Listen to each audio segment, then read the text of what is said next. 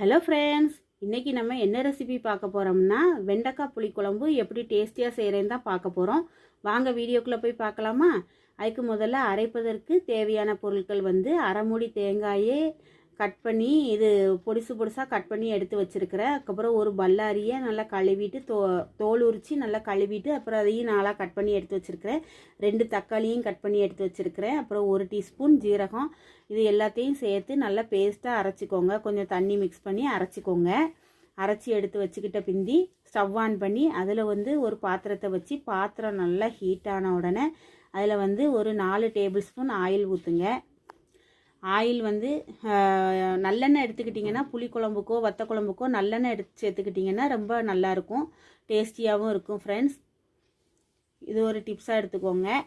அப்புறம் ஆயில் ஊற்றியாச்சு. Oil heat ஆன உடனே நான் வெண்டைக்காவை முதல்ல நல்லா கழுவிட்டு அப்புறம் ஒரு துண்டை வச்சு தொடச்சிட்டு அதுக்கப்புறம் ஒரு 5 நிமிஷம் ஃபேனில் வாட வச்சுக்கோங்க. வாட வச்சுட்டு அதுக்கப்புறம் கட் பண்ணி எடுத்து வச்சுக்கோங்க. வெண்டைக்காய் ஒன்றோட ஒன்று ஒட்டாது.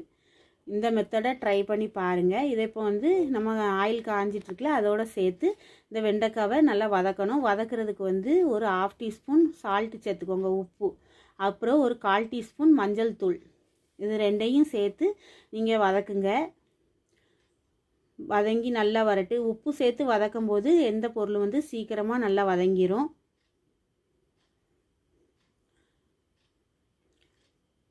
பார்த்திங்களா, வெண்டைக்காய் அந்த வளவளப்பு தன்மை இல்லாமல் ஒன்றோட ஒன்று தனித்தனியாக ஒட்டாமல் தனித்தனியாக இருக்குது. இப்போ நல்லா வெண்டைக்காய் வதங்கிருச்சு. நல்ல வெண்டைக்காய் வதங்கி வந்துருச்சு பார்த்திங்களா. நல்ல வெண்டைக்காய் இந்த ஸ்டேஜில் தான் நமக்கு ஒட்டாமல் நல்லா வதங்கிருச்சு. இப்போ நம்ம அதை தனியாக ஒரு பிளேட்டுக்கு மாற்றி எடுத்து வச்சுக்கலாம்.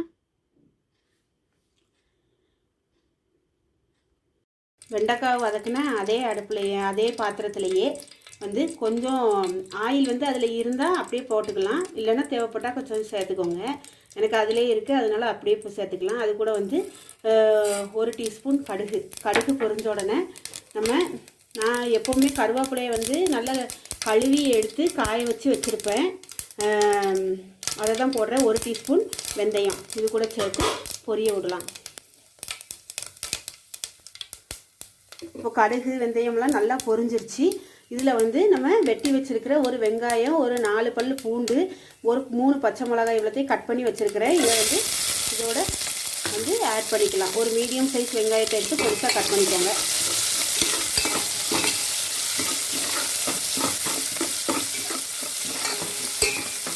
இப்போ இதை நல்லா வதக்கி விடணும். வெங்காயம் கொஞ்சம் நல்லா வதங்கட்டு. நம்ம ஏற்கனவே தேங்காயோடையும் ஒரு பல்லாரி வெங்காயத்தை நம்ம கட் பண்ணி சேர்த்துருக்குறோம். 2 தக்காளியும் சேர்த்துருக்கோம். சேர்த்து நம்ம கட் பண்ணி தான் அரைச்சிருக்கிறோம்.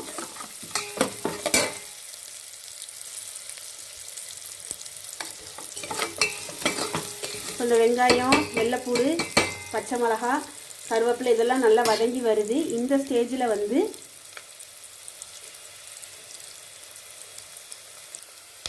இந்த ஸ்டேஜில் வெங்காயம் நல்லா வதங்கி வரும்போது நம்ம ஒரு தக்காளியை கட் பண்ணி வச்சுருக்கோம். ஏன்னா ஏற்கனவே நம்ம தேங்காயோடையும் தக்காளியை சேர்த்து அரைச்சிருக்கிறோம். அதனால் ஒரு தக்காளி இதில் போதும். ஒரு மீடியம் சைஸ் தக்காளி அதையும் ஒன்று சேர்த்து நல்லா வதக்கி வச்சுக்கலாம்.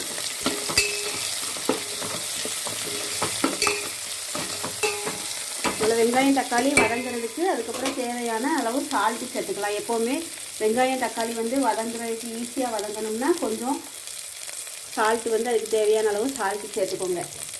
சால்ட்டு சேர்த்து வதக்குனீங்கனாக்கோ இது சீக்கிரம் வதங்கிடும்.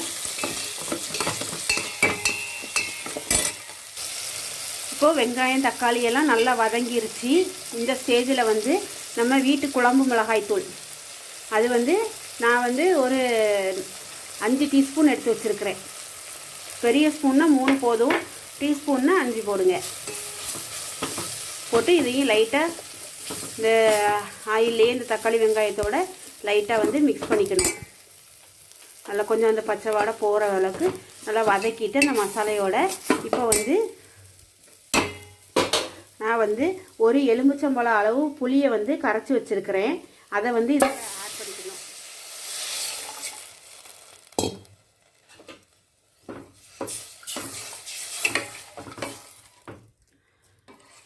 அதுக்கப்புறம்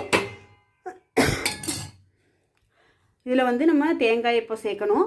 இப்போ இந்த புளி தண்ணி லைட்டாக கொதிக்க ஆரம்பிச்சிருக்கு. இந்த ஸ்டேஜில் வந்து நம்ம அரைச்சி வச்சுருக்கிற தேங்காய் அதை வந்து சேர்த்து இதோட ஊற்றணும். அதுக்கப்புறம் குழம்புக்கு தேவையான தண்ணி மிக்ஸ் பண்ணிக்கலாம். தண்ணி மிக்ஸ் பண்ணிவிட்டு பார்க்கலாம். இப்போ வந்து குழம்பு நல்லா ஊட்டியாச்சு. மசாலையெல்லாம் போட்டு தேங்காயெல்லாம் அரைச்சி ஊற்றி இப்போ வந்து இந்த முதல்ல தக்காளி வெங்காயம் வதங்குறதுக்கு தான் கொஞ்சோண்டு தான் சால்ட்டு போட்டோம். இப்போ வந்து குழம்புக்கு தேவையான சால்ட்டை வந்து போட்டுக்கலாம். போட்டு நல்லா மிக்ஸ் பண்ணி கொதிக்க விட்டுட்டு அதுக்கப்புறம் பார்க்கலாம் ஃப்ரெண்ட்ஸ். நல்லா கொதிக்கட்டு அப்புறம் பார்க்கலாம்.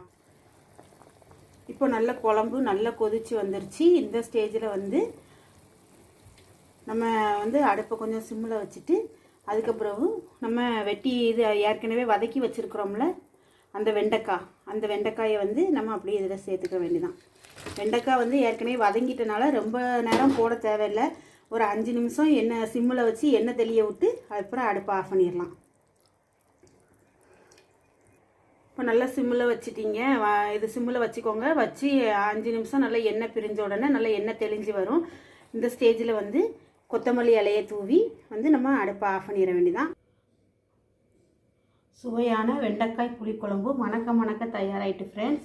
நீங்களும் வீட்டில் இதே மெத்தடில் செஞ்சு பார்த்துட்டு எனக்கு கமெண்டில் சொல்லுங்கள். என்னுடைய வீடியோ பிடிச்சிருந்தா உங்கள் கெவின் விலாக்ஸை சப்ஸ்கிரைப் பண்ணுங்கள், லைக் பண்ணுங்கள், ஷேர் பண்ணுங்கள், கமெண்ட் பண்ணுங்கள். பாய்.